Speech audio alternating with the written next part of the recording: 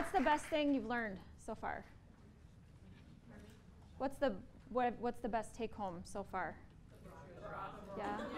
I know, I think I might be getting a colonoscopy, and I'll get a bra fitting, and I'll be 20 pounds lighter. I think that's what the idea there. I'm feeling a little self-conscious about going right after the bra fitting section. I don't know, and I'm pretty sure that this wasn't fit by a professional, so we'll have to change that. So yep, I'm Sheree Pelkey, a physical therapist. I've been a physical therapist for 14 years. I worked at a pain clinic for the first 13 years of my career, and I was lucky enough to have they supported my continuing education in this pelvic specialty, which has been just a great blessing in my life. My passion really is to care for women throughout their lifespan. At the pain clinic, I did see men too. And I guess if you would have asked me as a new grad physical therapy student if I'd be, number one, working at a pain clinic, number two, doing pelvic health for both men and women, I'd have looked at you like you were crazy. But it's been a fantastic career, and I feel like I've just had the great joy of being able to help a lot of people in this area. I feel like it's an area where if you can, helping someone with an ankle problem is really great, right? And it's important. But I feel like if I can help somebody with their bladder so that they can go on a car trip and not have to worry about where every bathroom is from here to Iowa, it changes the way they live. And that's been really rewarding. So I just feel really lucky to be able to do that. I've been here at Oakdale. This has been another blessing. It's the greatest job in the world. It's been really fantastic. So I've been here since April, and we're building the practice. It's getting really busy, and it's been just a really great time. So just a little about me. Like I said, I've been a therapist for 14 years. I'm married. I have 3 children that are 11, 9, and 7. So we are busy, and strengthening, which is what I'll be talking about, is a struggle. It's hard to do. I'm with the whole idea of aerobic activity has kind of been my thing too. I feel like it helps with mental health, and I just have always kind of went there. And the strengthening has been something that's kind of developed over my career. As I've seen patients, I realize just how important that is when you're managing pain, and then as you learn about just all the benefits through the life cycle, it's going to be a really important thing. So, why is strengthening important? Anybody? What do you think? Just shout it out. Yep, build bones. Yep. Yes. Yes. It's all, yeah. So, that first one, it makes you stronger, right? Okay, so that's obvious. You get to do the things that you want to do then, right? You don't have to, pay for it for a week after you decide you're going to try to be active for over the weekend, It improves your body mechanics. That is huge, okay? It improves your postures, which goes along with the body mechanics. Balance, a big deal, especially as we get into the aging population. We want to make sure that we're strong, having good mechanics, and that our balance is good. We do not want you to fall. It slows and it maintains and slows the loss of bone and muscle with aging. It does play a role in disease. It helps in disease prevention. Arthritis, diabetes, osteoporosis, you can kind of go down the line. I think being active in general, not just with strengthening, but improving the circulatory system, all of that. It's really, really important. And that metabolism piece, it's a big deal. So the other part, I'm going to actually go back here. So the other thing related to bladder health, it is really important that, you kind of think about strengthening. You might think, squats, you might think little weights, that kind of thing. But you also do want to think about your pelvic floor. A healthy pelvic floor doesn't just contract, right? So you've all heard Kegels, okay? Kegels. And if you have any leaking, you might mention it. If you mention it, it takes a while sometimes to even talk to your doctor about it. If you mention that you're leaking, they'll suggest Kegels. And so I have a lot of patients that will come to me with, if they kind of get up the gumption and they actually want to talk to somebody kind of in depth about it, they'll come to me and we'll talk about their pelvic floor. And they'll say, you know, I've been doing my Kegels. It's not helping and I still leak a lot. And so what we have to really get into is that the pelvic floor doesn't just tighten, okay? That's just a piece. You do want a pelvic floor that tightens, but you also want it to be able to come back down from that tightened state, okay, to a healthy resting tone. So tightening is good when you don't want to pee, when you don't want to poop, when you don't want to pass gas, right? That's all good. But that's for temporary, right? That's not all the time. And when there's a leaking problem, oftentimes what I'll find in the clinic is that women will come in and say, I've been leaking for oftentimes years, okay? And I'll do a pelvic exam and they actually have chronic tightness in their pelvic floor, and it's kind of counterintuitive. They kind of go, well, if I have a tight pelvic floor, why am I leaking? And the best way I can explain that is, you know, way back when you started leaking, your brain knows, well, I shouldn't be leaking. So the last ditch effort is just to kind of gather up all those muscles and tighten up and just hope like heck you're not going to leak, right? And they kind of go into that chronic tightened situation. And they become very uncoordinated. And so when I do a pelvic floor exam, I find that tightness. So the first step in dealing with a pelvic floor that isn't functioning properly, most of the time is getting it to be able to relax first so that they have somewhere to go with a contraction. Because if you're already like this, there's nowhere to go. So we have to get it to let go to a healthy resting tone, then bring it back up, okay? And there's also a couple of different types of contractions that we talk about in the pelvic floor. We want the kind that where you can kind of contract and hold. That's important. That's endurance, and you want to have that, you know, for just good support throughout the day. But then there's those ones that you contract quick and hard and have a kind of a high force, and that's for when you sneeze, for when you cough, for when you jump. You need those fibers to kick in and give you that good, strong support for those little bits of time, okay? So there's different kinds of strengthening. So that's a really specific kind of emphasis here on strengthening, but I think it's a big part of what I do, so I wanted to make sure we highlight that. A healthy pelvic floor should be able to tighten, yes. It should be able to kegel, but it should also be able to come back down to a healthy resting tone. Very, very important, okay? And so with that, we will kind of move on. So if you come into the office and we're talking about general strengthening, okay, I tend to I have a little classification system that I've come up with. You're not going to, you know, read a professional journal and see the Schray-Pelkey classification, but it's from a functional standpoint and from a physical therapy point of view, this really works, okay? So I look at the muscles in the body as either being a big mover or a small stabilizer, okay? So your big movers are the ones that do the work. So if you bend over to, you know, pick something up, that bicep is a big mover, okay? You have big trunk muscles that kind of bend you over and allow you to get down and come back up, okay? We also have these small stabilizers, and they're deep, typically. They kind of surround the joints. And so, for example, you have muscles that are kind of closer to the elbow joint, closer to the shoulder joint. And when you bend over to pick something up, while that bicep is helping you to pick that bag up, those other muscles are kicking in to keep your elbow together and keep your shoulder together and to make sure that it's tracking properly. So you can see that it's really important that you're able to get the job done, but you also have to have the inherent support in your joints so that your joints are protected while you're being active. Does that make sense? Okay, so you need both. All right. So we're going to talk about neutral posture. And I'm going to have Kristen kind of come up. I'm going to have her sit.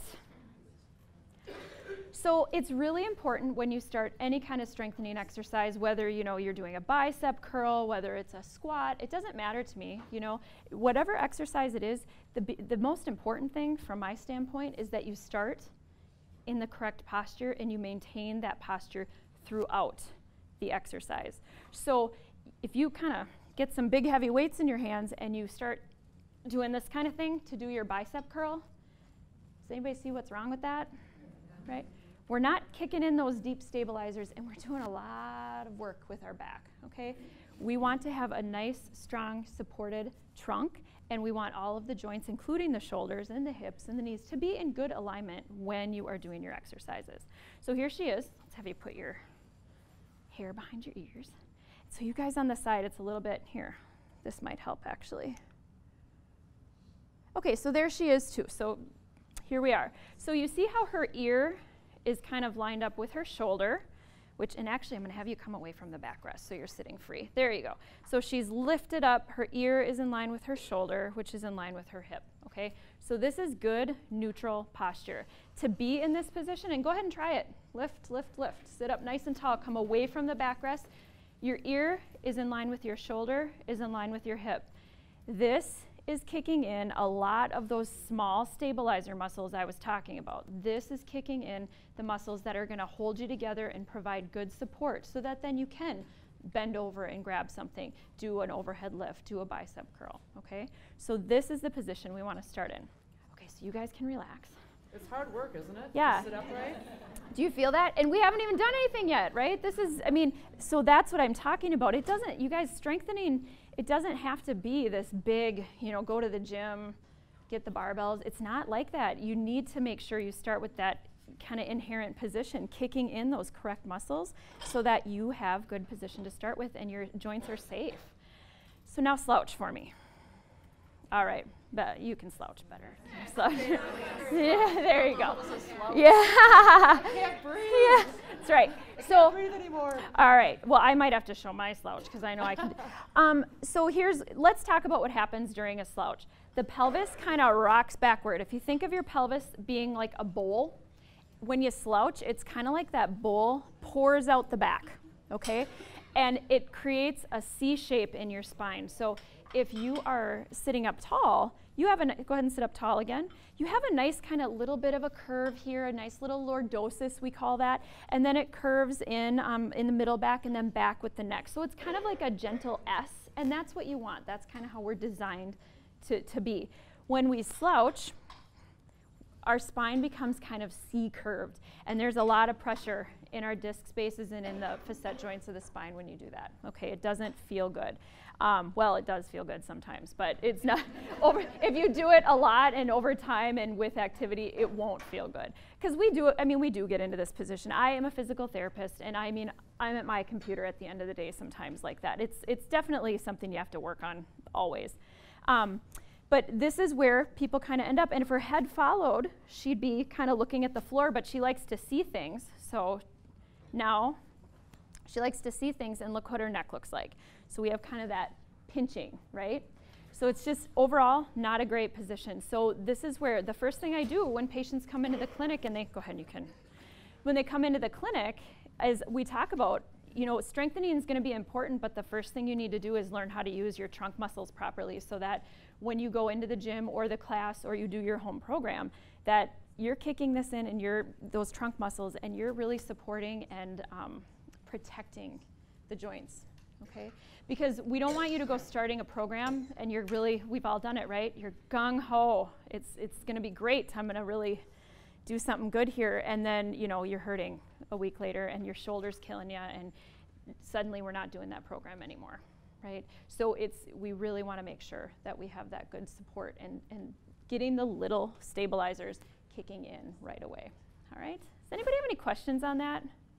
Well, why do they make chairs then so that, you know what I mean? I don't know. I mean, if you're like this, then why have a backrest? Precisely. I know. But my question, Yeah. I guess my question is, okay, if I'm sitting in a chair like this, Yeah. is there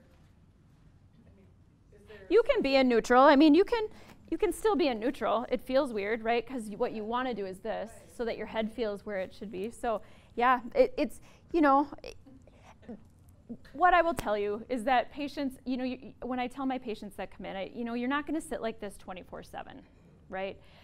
Even I don't. But if you're more aware of it throughout the day, you're going to get there more often. You're going to kick in those muscles more often so that they become better conditioned. And you're going to do it when it matters. right? When you go to lift that box up, when you go to reach for something, the point is to be kicking in and having that good, core stabilization. And if you exercise that way, you get into that position and then you do your bicep curl or then you do your squat, you're strengthening your core muscles, those trunk muscles. So your core just isn't your stomach, right? You're getting those deep core trunk muscles kicking in every single time, so that when you do sit back and kind of take a load off and slouch a little bit, it's not that big of a deal. But if you're doing it all the time and you're not strong, it's going to be a big deal when you go try to do something. Does that make sense? Yeah. But I know, yeah. Is a ball chair? Yeah. That's beneficial for? Yeah. Yeah, because it's hard to slouch on a ball, right? It's really tough to do that. So if you have the ability at work, at home, to throw a ball in, and I'll tell patients, if you're not used to that, I wouldn't try to do that 24/7. It'll be, alternate it in.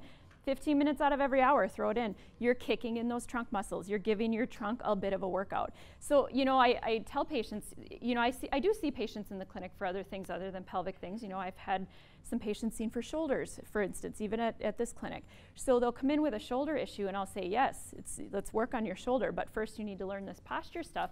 And I say, see how an arm exercise really is a trunk exercise too? If you're doing it right, you're really kicking in all that stuff in the middle that is just, this is the hub. It's really important to have it all working together. Yeah. All right, so the next kind of piece in your packet is just a bunch of exercises. So I was thinking maybe we could get moving a little bit and kind of stand up. So let's do that. You also have to put your items underneath your chair or somewhere away so that you can move safely. And you might need to move away from your neighbor. Yeah. And using a chair for support too, just for balance, is a good idea if you're not currently working out and if balance is an issue. Room up here, so come forward. Don't be shy.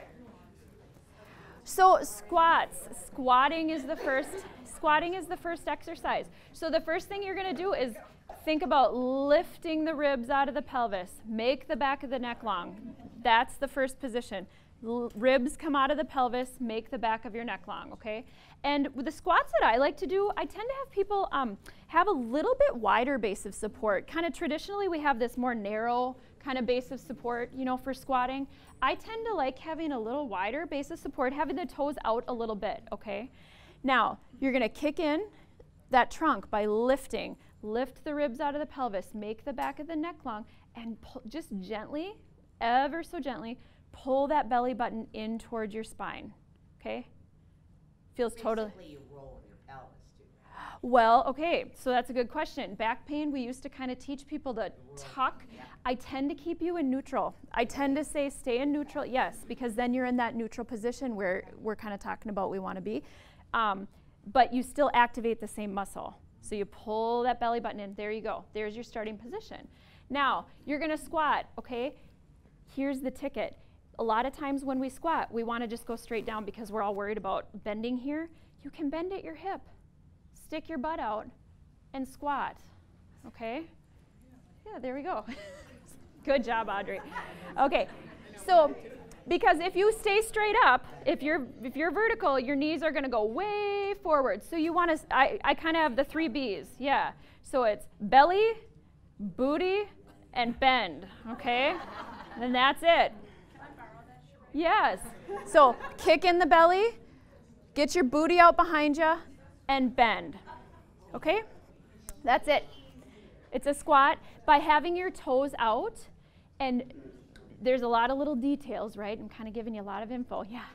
The knee shouldn't ever exceed the front of the toes, though, right? Correct. That's why you're getting your booty out behind you. That's why you get your booty out behind you, because that brings that weight back and then drops you down. Your knees go forward a little, but not like this. Not like when you keep your trunk up, okay? So, good, that's a good question. So that's it. That's one of my main go-tos. I love that exercise. It's a good one. All right. All right, ladies. The next one is going to be just a basic lunge, okay? So you're going to have, you just stand one foot in front of the other. 1 foot behind. You're in that kind of staggered stance, and you just go straight down. You want to go down with your back leg, okay? So that knee thing comes up here too. You go down with your back leg so you can keep your toe or knee over your toes in the front. You don't want to go in front of your toes, okay? So rather than going forward, think down, okay? Does that make sense? So rather than thinking forward, you want to go down. Yeah, got to keep it back. Lighten the, yeah, yes. So this is big movers. Mm-hmm. Is this the same thing where you're supposed to do the belly and the booty thing first before you go down? Yeah, so you are getting in your neutral position first, yes. Start in that neutral position. We're not squatting, so you don't have to worry about the booty this one. This is a different exercise. Sorry if that was confusing. So standing up tall, belly button comes in, and you just go straight down and then back up. We had someone bring up the knee pain issue. If you do have knee pain, even just standing, in a lunge position without the movement can be good. Shortening the range of motion is a way to kind of combat this too, so you don't have to go quite so far down and up. You're still getting benefit, especially if you're kicking in all those trunk muscles that we were talking about. Pull in the belly button, be up nice and tall, and down. And don't forget to breathe. And don't forget. Learning this, you're like, yeah, very good point, yes.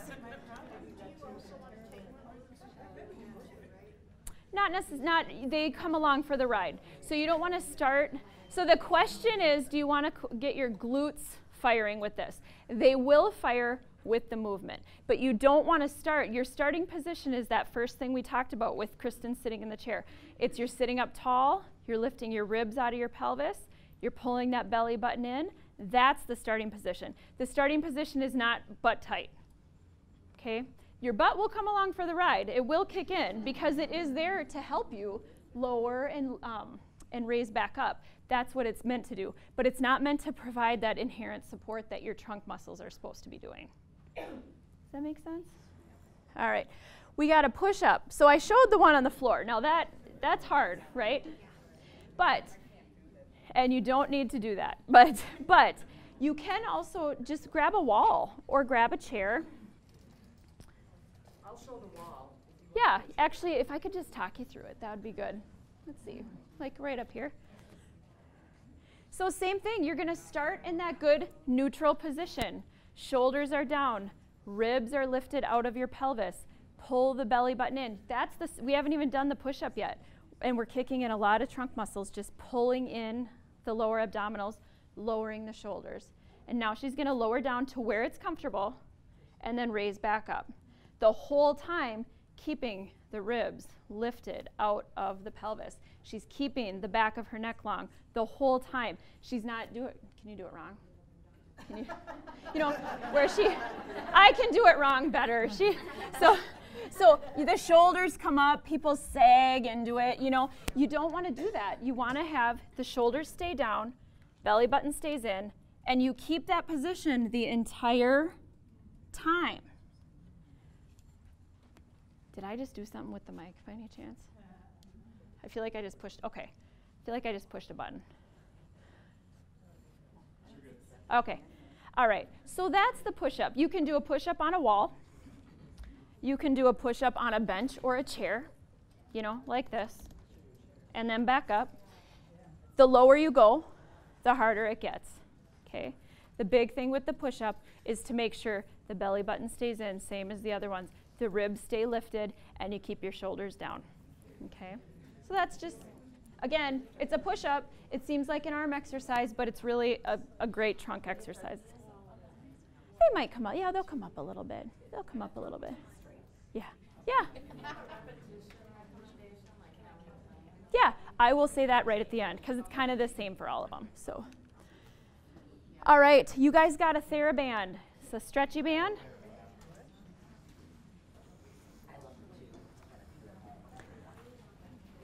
So here's what I'm going to say about resistance. I want you to use a low resistance to start with, because it's really, if you're not getting this out of what I'm saying, hopefully this will help kind of clear this up. You want to be able to maintain this good trunk position during your exercise. If adding resistance makes it so you can't stay in that good trunk position, the resistance is too high. Okay? So I would rather have patients and my clients using less resistance but maintaining that good posture all the way through. And so we often, you know, have to have that discussion, because if you're kind of come from a background where you exercise a lot, you tend to want to just throw on the weight and go for it. And it's not so great to do that. That's where you lose that mechanics, the good mechanics, and the shoulder will suffer, the hip will suffer, the knee will suffer, the back will suffer, okay? One exercise I kind of like to do with patients is just to stand on the TheraBand. So you can see I'm kind of, it's a little shadowy, but you can see I'm standing on the band under one leg, 1 foot. And then you're going to, the picture on the right is the starting position. So you are going to have the TheraBand, say, under your, you know what, let's all do the same foot. Put it under your left foot. There you go. And then the TheraBand is in your right hand. Good. Not quite, well, yes, you will, but just a second. The first position is just standing on it with your left foot. You're holding it with your right hand. And you're going to start with your fist kind of at that left pelvis, okay, that left hip. And you're going to basically take the sword out of your belt, okay? And then go back to the other side. So before you do another one, let's have you stop. Make sure you're standing with that good posture. Make sure you're pulling in the belly button. The ribs are lifted out of your pelvis, okay? That's key. And so for some patients, TheraBand might be too much. So then they just do this, keeping that neutral spine posture the whole time, okay? If you feel like you can add resistance, then you add resistance. And you start with your hand over here on that hip, and you pull the sword out of the belt. This adds a little bit of a rotation component, which is very functional, okay? With shoulders, we have to make sure that, you know, if there's a shoulder issue, that we're only doing what we can comfortably, okay? Shoulders down. If you find yourself like this, get them back down. And do a little, okay, go ahead and stop. And do a little check-in as you do your exercises. You might notice your posture changes as you fatigue. That happens, right? So that's where making sure that you're kind of doing the right amount of reps and the right resistance is key, okay? Keep your band. And we're going to do one that's kind of opposite. All right, so let's put it under the right foot this time.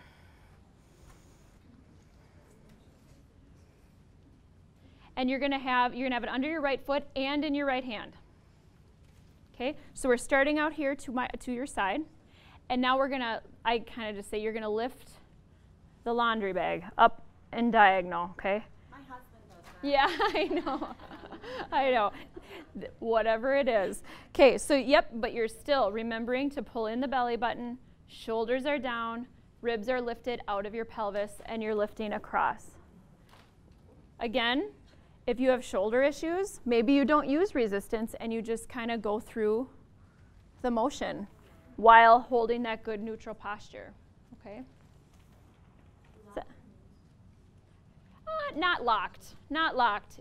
Engaged, you want your muscles of your legs engaged. So what I tell people is just to slightly you don't want to be in a bend, but you don't want them locked back. So I just kind of unlock them, and then the muscles of your legs kind of kick in to provide support. When you lock your knees, you're kind of hanging back on your ligaments and your joint surface of your knee, okay? All right, questions? Anything else? All right, you guys can have a seat. You can keep your band. One of my favorite exercises to give patients is just a seated arm extension. Okay, so you want to start where? Yeah. Yes. You want to start by sitting up tall, lifting your ribs out of your pelvis. You're going to hear me say it 500 times. Lift your ribs out of your pelvis, make the back of your neck long, belly button goes to spine. That is your starting position every time, okay? You can grab your band, and you're going to start here, okay? And all you do is extend straight out and then back in. Don't punch your neighbor.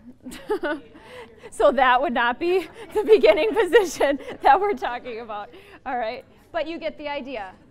As you fatigue, so here's what happens as people fatigue. They start to go like this. They don't even know they're doing it because they're tired, you know, and they're just trying to get the reps in, right?